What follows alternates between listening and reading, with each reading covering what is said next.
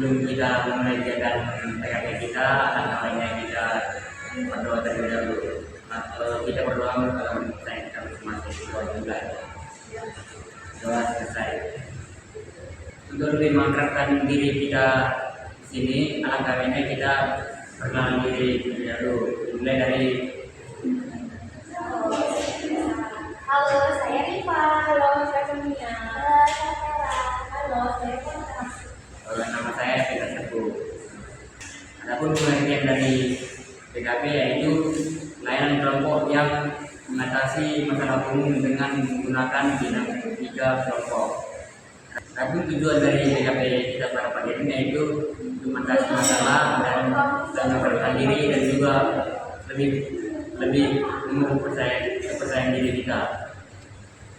Adapun cara pelaksanaan dari PKP kita ini yaitu teman-teman sekalian agar jika ingin berpendapat agar tunjukkan terlebih dahulu. Adapun berpendapat dari teman-teman sekalian tidak ada yang salah. Adapun topik masalah dari PKP kita pada pagi ini yaitu tidak nyaman di tenda. Adakah teman-teman ingin memberikan pendapatnya apa sih faktor penyebab dari tidak nyaman di tenda? Oke, sudah Pak. Menurut saya tidak nyaman di tenda itu karena mungkin dia sudah terbiasa ya di rumah tuh tidak pakai kasur gitu seperti bed. Jadi kan di tenda itu dia cuma pakai alas tikar ataupun kalau pakai kasurnya tipis. Sebenarnya dari Itu faktor penyebab itu kadang selalu rendah atau berbeda dari yang lain. Mungkin pernah mengalami hal di dalam rumah. Perbedaan karakter di tenda itu.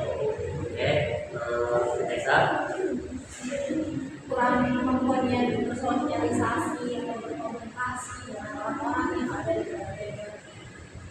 Dari teman-teman sekalian semuanya betul bahwa satu mungkin faktornya itu tidak nyaman dan juga tidak terbiasa merasa berbeda gitu. Karena itu ada dampak. Ada teman-teman yang berpendapat mengenai dampaknya. Bagaimana? Teman itu betul rasa takut atau juga saya menurut saya dia itu diam dan mengasihkan diri dari teman. Oke, Vera. Jadi dia masih dalam tenda itu merasa kesepian karena kan dia nggak nyaman di dalam tenda. Mungkin muncul tadi kalau merasa tidak berasa. Bisa. Jadi tidak stres. Oke, tadi beberapa kalian sebutkan bahwa dampaknya itu mungkin tidak nyaman, merasa terasingkan, stres.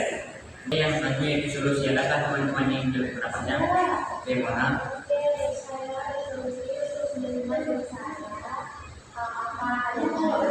Oke, tentunya Vera. Menanamkan sikap empati dan keberagaman dalam dan sekolah. Oke, Sonia. Mungkin mencari saya solusinya itu adalah memahami setiap karakter orang itu berbeda-beda, jadi bukan hanya diri kita aja yang mengerti orang, tapi juga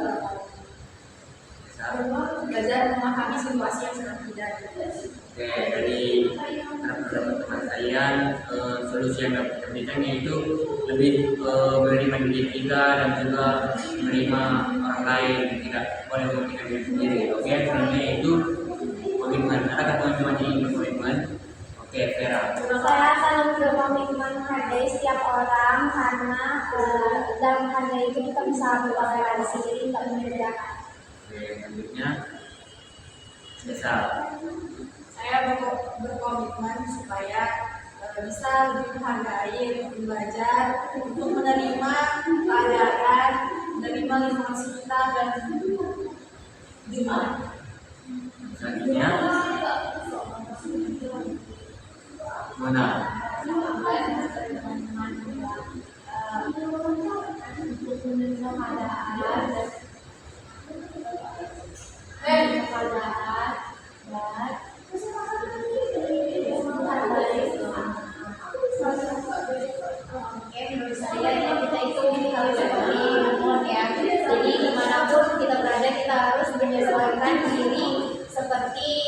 teman kita, dan kita itu harus mempunyai sikap empati kepada orang sekitar kita juga. Oke, Sonia.